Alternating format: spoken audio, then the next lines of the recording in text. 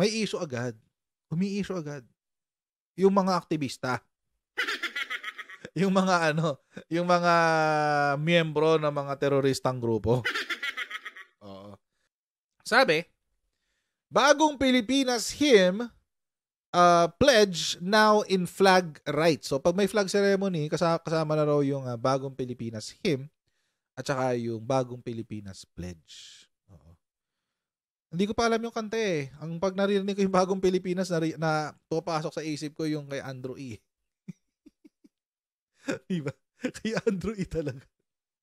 Bagong Pilipinas, bagong mukha. Yun ang naiintindihan ko eh. Di pala yung naaalala ko. Or yung bagong lipunan ni Apolacay. Pero bagong lipunan yun. Hindi naman siguro nila i-revise yung lyrics noon para sabihing bagong Pilipinas, di ba? So, ang sinasabi ngayon ng mga kontra dito, number 1, labag daw to sa batas. Number 1. Number 2, ito daw ay parang pagbabalik natin sa diktadura. Umani ng Batikos sa ang utos ni Pangulong Bongbong Marcos na isama sa mga flag raising ceremony ang bagong Pilipinas hymn at pledge. Ayon sa isang legal analyst, labag ito sa batas. Nasa frontline ng balitang yan, si Maricel Halili.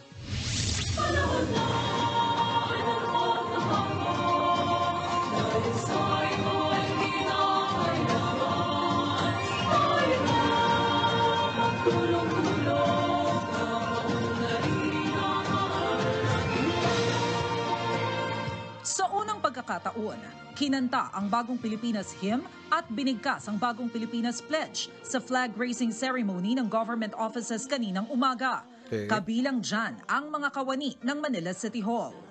Makikiisa at makikilahok ako sa mga adhikain ng pamahalaan dahil ang kaunlaran ay hindi lamang responsibilidad. Alinsunod ito sa Memorandum Circular No. 52 na inisyu ng Malacanang. Sa ilalim nito, kailangan ng isama ang hymn at pledge sa mga flag-raising ceremony ng lahat ng government offices at educational institution, gaya ng state universities and colleges. Ito raw ay para maisapuso ang bagong Pilipinas na brand ng pamumuno ng administrasyon. Okay. Base sa MC, binatay sa Republic Act 8491 o Flag and Heraldic Code of the Philippines ang kautusan ng palasyo. Pero ayon sa legal analyst at FEU Law Dean na si Attorney Mel Santamaria, labag ito sa batas. Aniya, kahit isa-isahin ang probisyon ng konstitusyon, walang nakasaad dito na may kapangyarihan ng Pangulo na magdagdag ng himno o panata. Ang Republic Act 8491, ang sinasabi lang, 1, 2, 3. Ang ginawa nila, 1, 2, 3, 4. Okay. I see. Okay. Nagdagdag sila na hindi pinapahintulutan, whether expressly or impliedly, ng Republic Act 8491. Dagdag ni Santamaria, kung ang basehan ng MC ay ang RA 8491, ibig sabihin ay kasama rito ang Section 48 ng batas. Base rito, ang paglabag sa kautusan ay pwedeng parusahan ng public censure o pamamahiya sa publiko. Lumalabas daw na sapilitang pinanunumpa o pinakakanta ng Malacanang ang himno sa government employees, mga estudyante at propesor kahit na hindi sila sang-ayon sa ibang programa ng gobyerno. Therefore, lumalabag sa academic freedom ng isang propesor na magmalayang magtalakay ng mga issue ng bayan. O kaya, at the very least, magkakaroon ng prior restraint. Magkakaroon na siya ng pagpipigil sa sarili na bigkasin ang gusto niyang bigkas para ituloy ang pagkakritiko ng mga estudyante. Hirit naman ng Teachers Dignity Coalition, masyadong malaking oras na ang kakainin sa mga estudyante dahil sa utos ng Malacanang. Sa ngayon kasi, bukod sa lupang hinirang at panatang makabayan, binabanggit sa flag ceremonies ang panunumpa sa watawat ng Pilipinas at himno ng syudad ng eskwelahan. Parang ito rin propaganda para mahalin ng mga taong bayan yung administration. Pino na rin ni ACT Teachers Party List Representative Franz Castro ang ni Pangulong Bongbong Marcos. Panggagaya raw ba ito sa kanyang ama at panunumbalik ng martial rule? Tila kaparehas daw kasi ito ng kautusan noon na kantahin ang mga papuri sa bagong lipunan ng administrasyon ni Marcos Sr. Ipinagtanggol naman ng Civil Service Commission ang paggamit sa bagong Pilipinas Hymn at Pledge. Yung mga prinsipyo, ang mga sinusulong naman itong mga principles, ang sinusulong naman ito na yung adhikain nito, yung sinusulong niyang gustong ma-internalize ng ating mga government workers is something that is in a positive note naman. It is something that makakatulong sa pagserbisyo ng ating mga government employees. Hininga ng News 5 ng komento ang Malacanang pero wala pa itong tugon. Nagbabalita mula sa Frontline. Yun. Talk about making a mountain out of a molehill. As usual, tayo ay magsashoutout sa mga ibigan natin sa Sendwave! Kung kayo ay nasa US, UK, Canada, Italy, France, Spain, Ireland, and Belgium, ay pwede kayong magpadala sa Pilipinas gamit po ang Sendwave.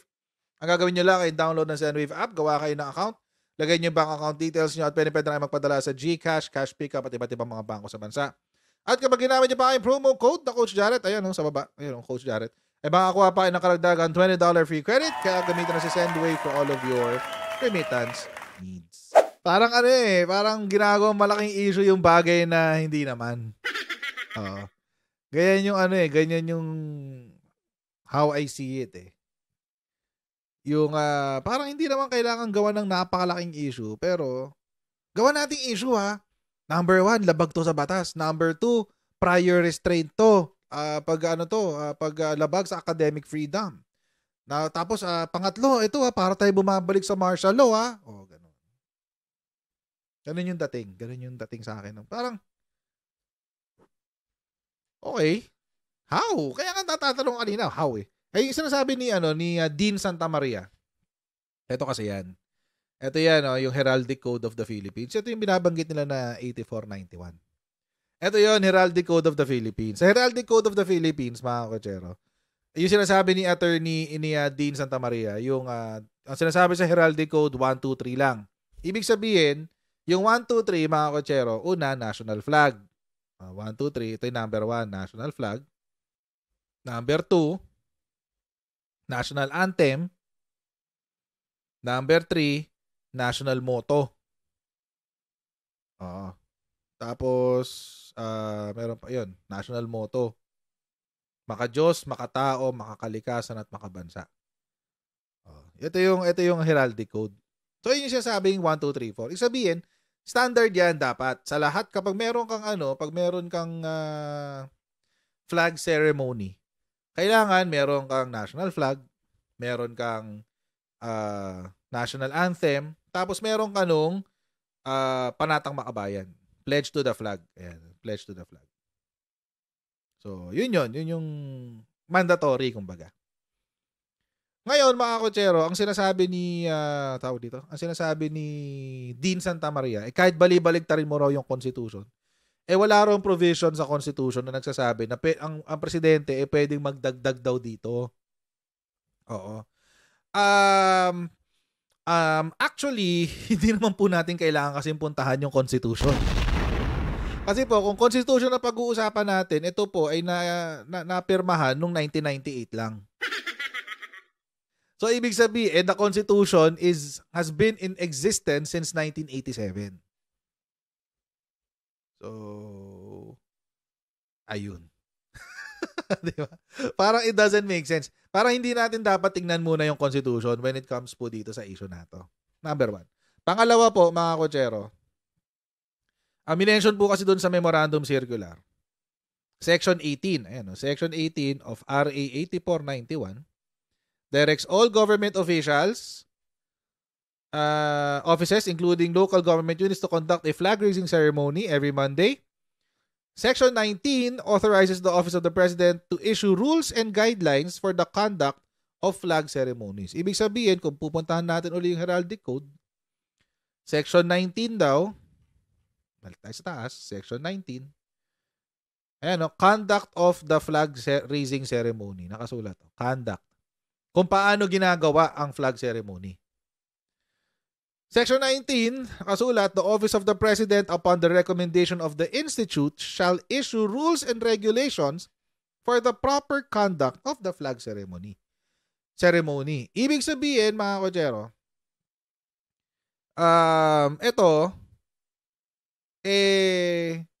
ang Office of the President ay merong malayang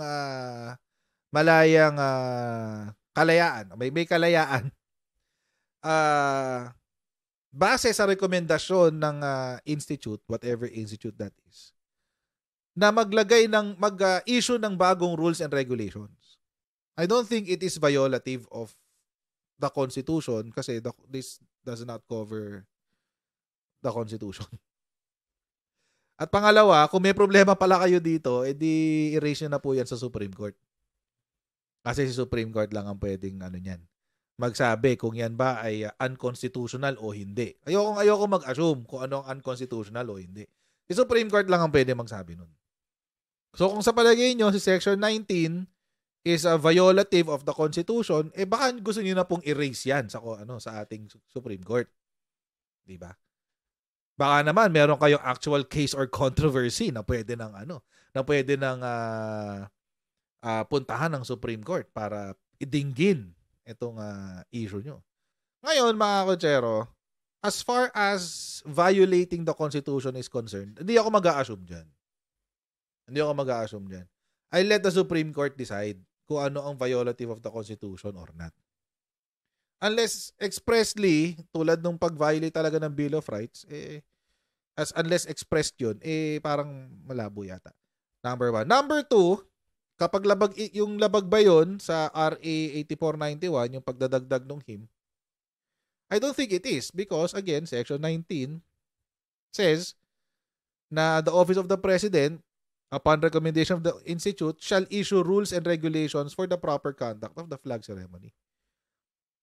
So, mukhang hindi naman siya violative of RA 8491. Ngayon, mga kochero, isa na lang natitira. Kasi yung unang argumento, labag daw sa batas eh.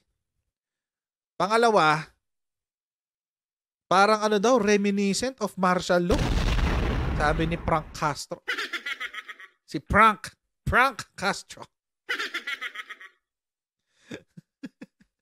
Si Frank. Ayan, sabi niya. Saan yun? Is President Marcos again imitating his dictator father and bringing back martial rule? His order is reminiscent of Marcos Sr.'s directive then for people to sing praises to the bagong lipunan, sabi.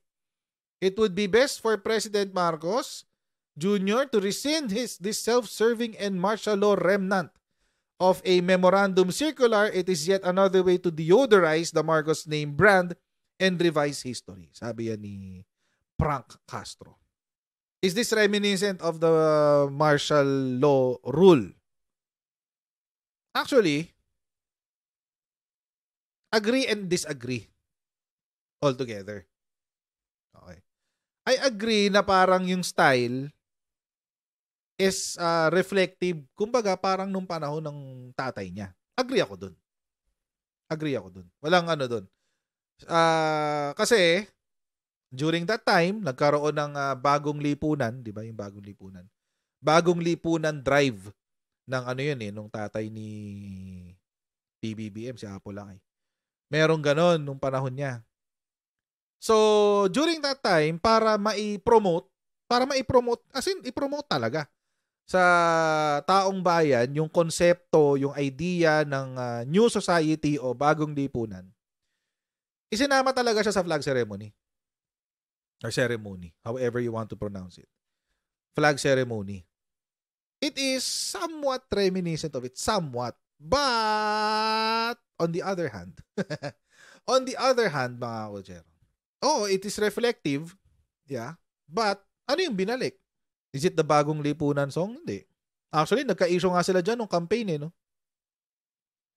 Nagka-issue sila dyan nung campaign. Doon sa song na Bagong Lipunan, may bagong hirang. May issue sila doon.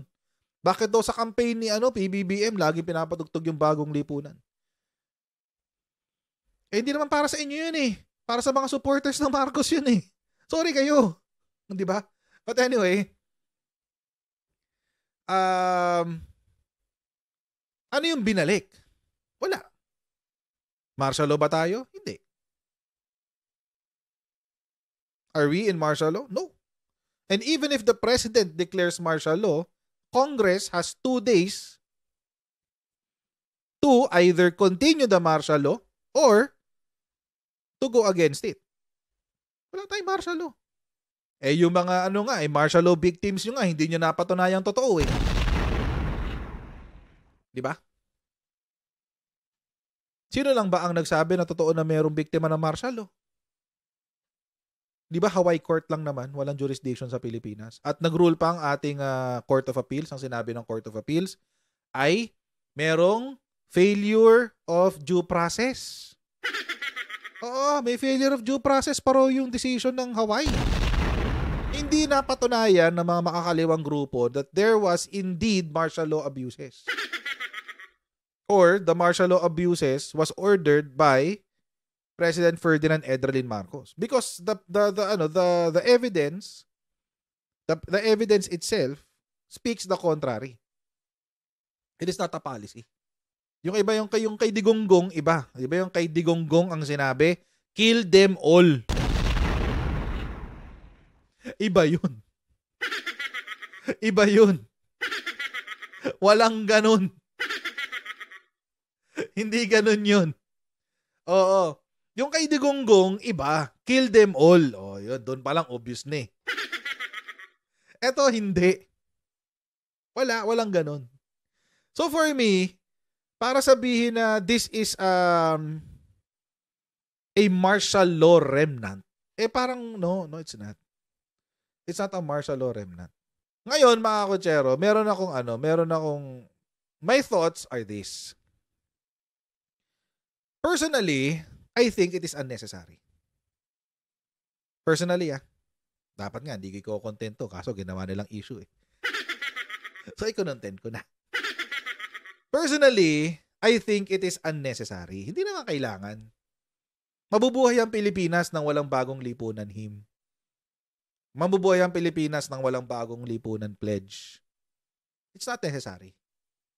On the other hand, it also communicates the ideals of this administration. At the very least, yung aspirations ba, yung ideals ba. So para sa akin, wala namang masama dun. May masama ba dun? May masama ba na every Monday i-re-remind natin ang ating mga kawani na magtrabaho kayo ng maayos? May masama ba dun? Wala. Masama ba na every Monday sasabihin natin sa mga estudyante na mahalin ang bansa in a different way? Na hindi na doon sa lupang hinirang, panatang makabayan, etc. etc. Kasi alam nyo, minsan, wala namang problema doon eh. Minsan kasi si panatang makabayan at saka si lupang hinirang, parang ano na lang yan, part of the ceremony. So, to further emphasize or to further expound or para palawakin pa yung konsepto ng pagiging makabayan at pagiging mabuting kawani, wala namang masama doon. Walang masama doon.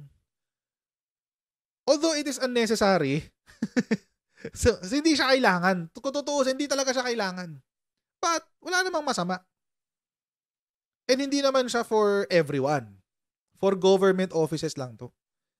Government offices, SUCs, and GOCCs. Ibig sabihin, yung mga estudyante ng Lasal, hindi kayo kasama. Mga estudyante ng UST, hindi kayo kasama. Yung mga aktivista dyan sa loob ng UP, kasama kayo. Sorry kayo. Ito yung ito meron pa papapanood sa inyo. Medyo, ito yung sinasabi ko sa inyo, making a mountain out of a molehill. Itong interview kay Teachers Dignity Coalition. Yan. Yan, panoorin niyo to. The Bagong Pilipinas brand was launched earlier this year to promote what the palace called a principled, accountable, and dependable Philippine government. We'll be speaking now with the chairperson of the Teachers Dignity Coalition, Benjo Basas. Benjo, good afternoon to you. Thanks for joining us today and welcome to the program. Yes, Mr. Mila. Hi, Benjo. Benjo. Yes. You're there? Yes. Okay. Okay. Hi. Good afternoon to you. I briefly listened to the hymn, and there's a line there that says, "Panahon ng pagbabago at iayos ang dapat ayusin." Meron ba talagang dapat ayusin? Is there anything that is a quick fix to teach nationalism and patriotism to the people, Benjo? And tignan nyo kung gaano ka, medyo tanga lang yung tanong dito ni Carmina Constantino, no? Is there a quick fix to nationalism and patriotism? Alam niyo, mga kumakotsero, sa lahat ng mga nag-i-interview sa ABS-CBN, ang mahilig sa mga clickbait, yung mga kumbaga, siya yung equivalent ng clickbait titles sa YouTube. Ito si Carmina Constantino. Mahilig siya sa mga ganyan, yung mga irrelevant questions, pero yung mga posibleng mag-viral ganun. Mahilig siya sa ganun. But anyway, natawa lang ako dun sa kasi alam nyo, ito yung sinabi niyang lyrics. Ayan panahon na ng pagbabago at iayos ang mga dapat ayusin. Ito lang yung kinote niya sa buong hymn. Ang dami haba niya, no? Ang haba niya, no? Ang daming pwedeng sabihin, no? Haba niya, no? Pero, ito lang talaga yung binanggit niya. Yan. Dalawang linya na yan. Yan dalawang linya na yan, no? Di ba? Does it look like a quick fix? Di ko nga alam kantahin to. Papakanta niya sa akin. But anyway, does it look like it's looking for a quick fix? No, it's not. Pero syempre, pinosisyon niya yung tanong niya as ganun. Parang looking for a quick fix. Anyway. Is a quick fix this kind of a hymn? Ang tanong po yung dapat ayusin, of course. No? Marami po talaga tayong dapat ayusin. Ang system, sa education, politics, sa economic system po natin. Ang dami po talaga dapat ayusin. At kailangan talaga natin introduce at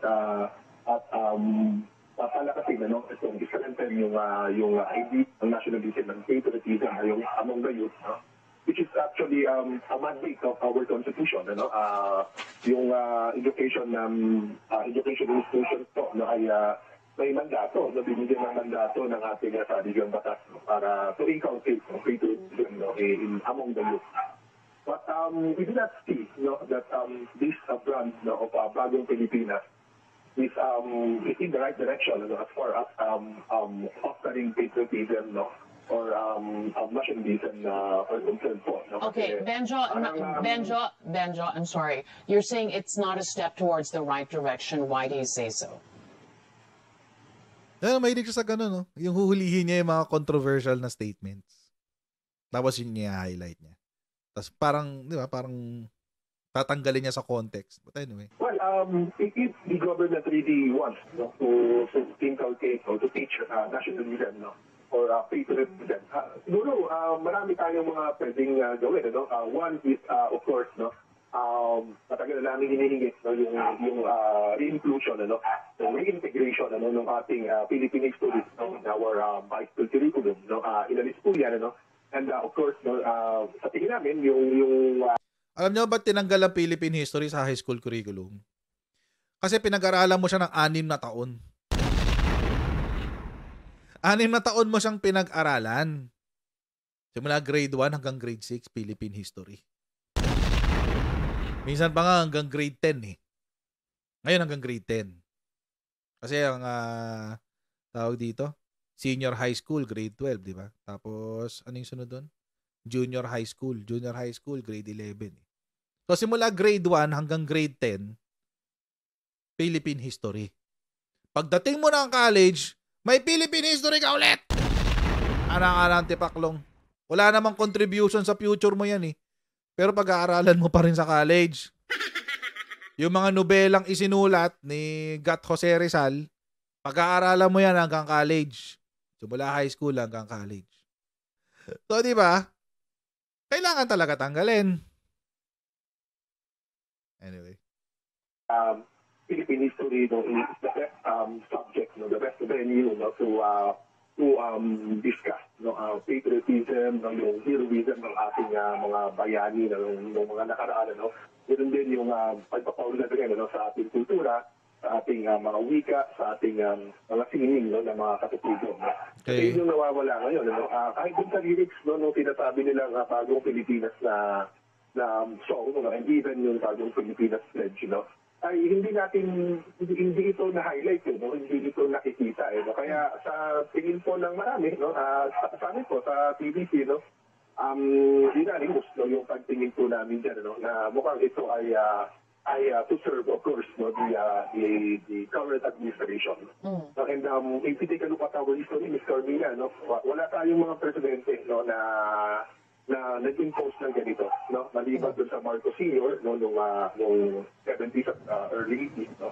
At ito po, si President Marcos natin ngayon. Baka Benjo, baka yun ang gusto nilang bagong Pilipinas. A country that is just filled with empty memorization.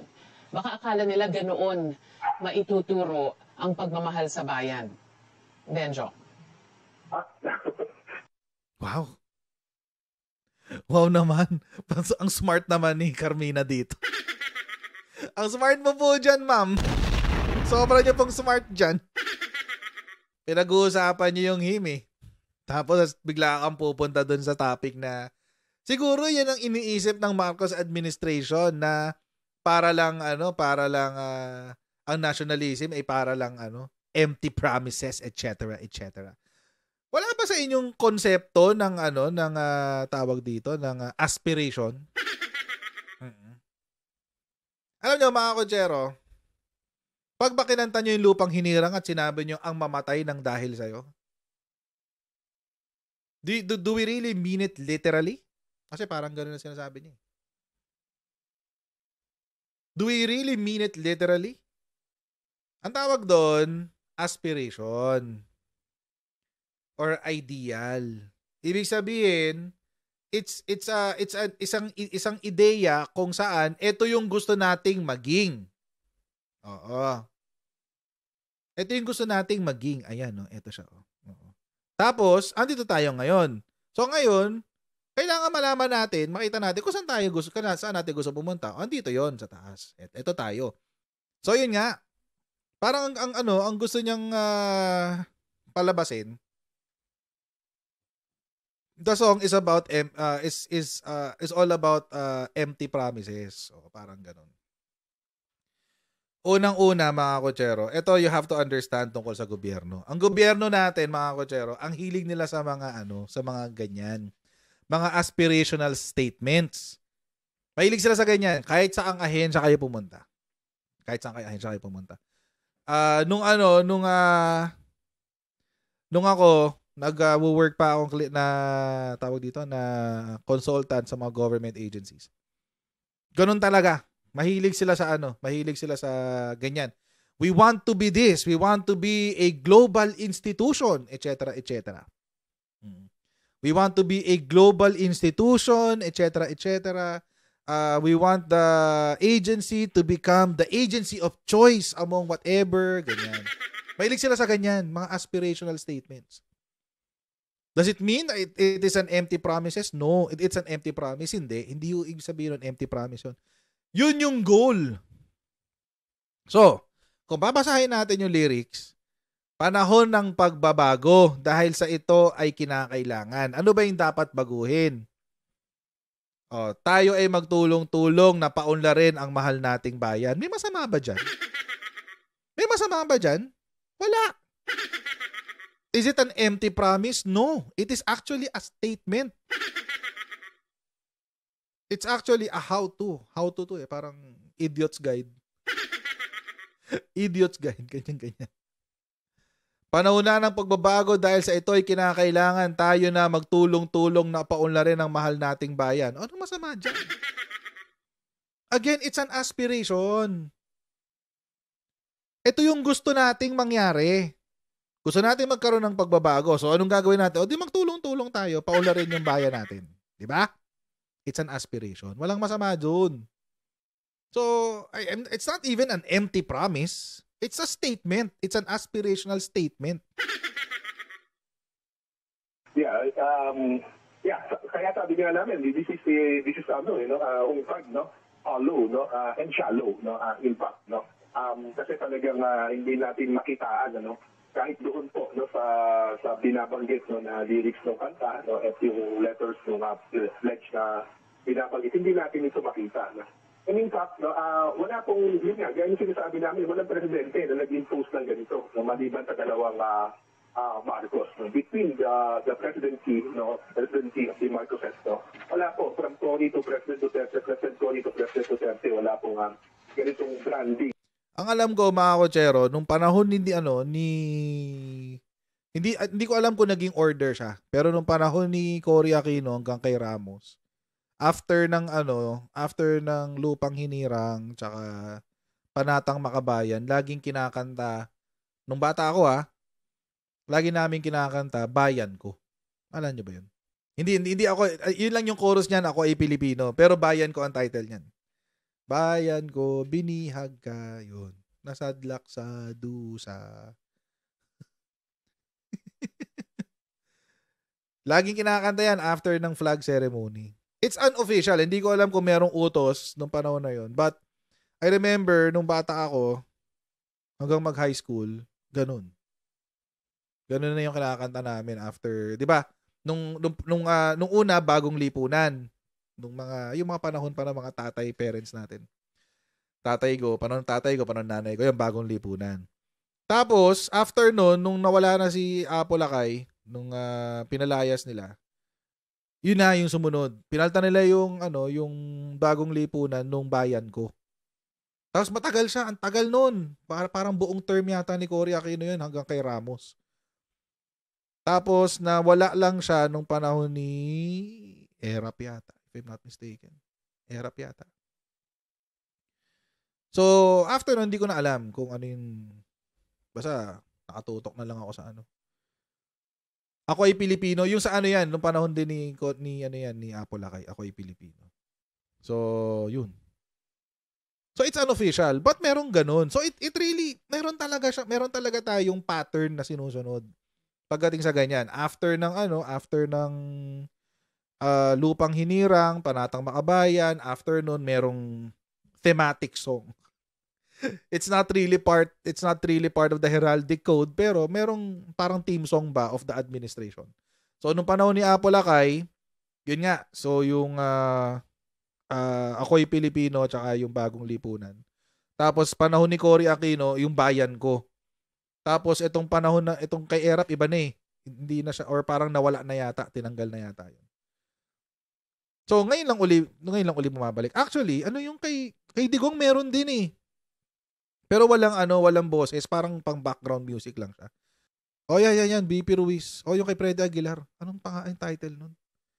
Pero hindi siya madalas kinakanta. Inaano lang siya. Parang laging music niya yun, background music.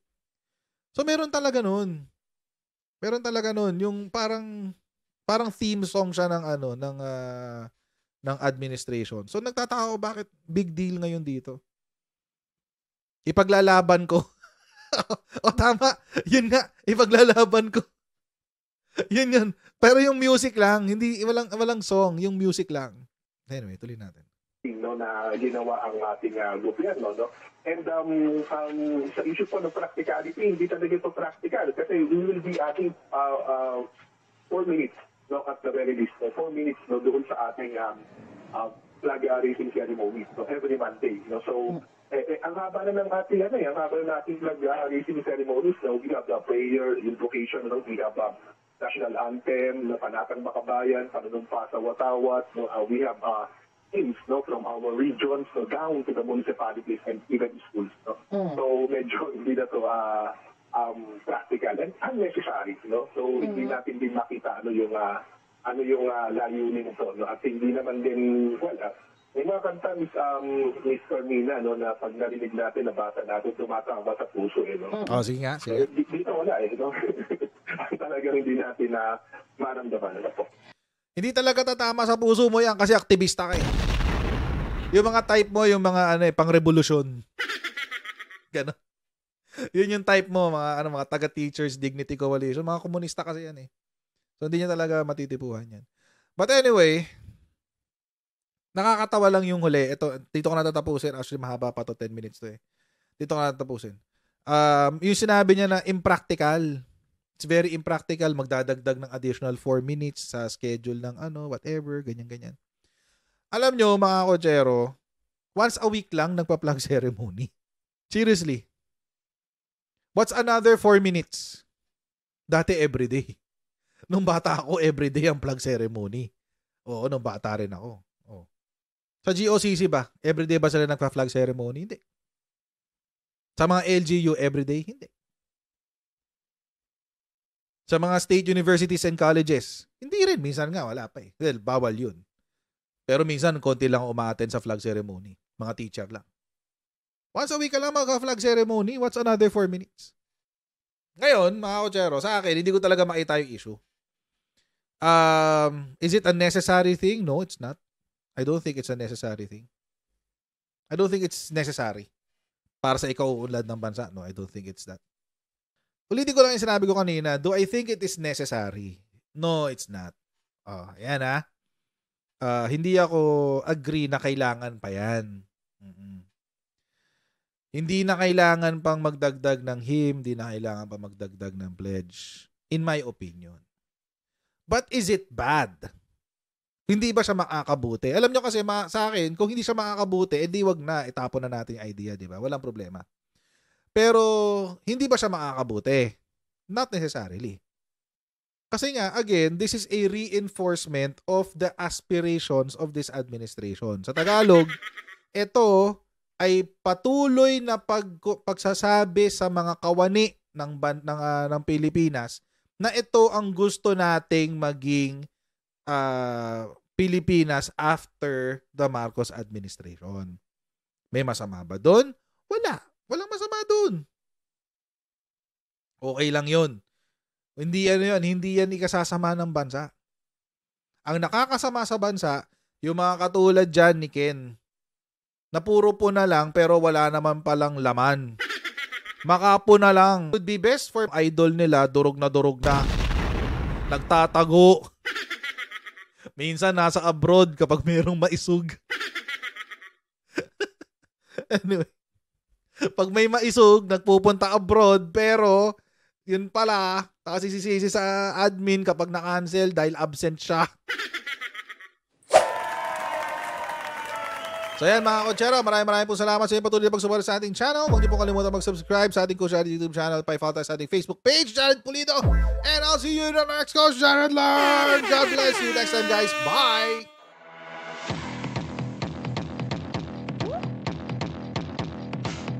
Pag ganun, huwag natin gawing tanga mga Pilipino. Mas maganda kasi nasa lugar ka ng tama kaysa yung pinipilit mo yung pagkakamali.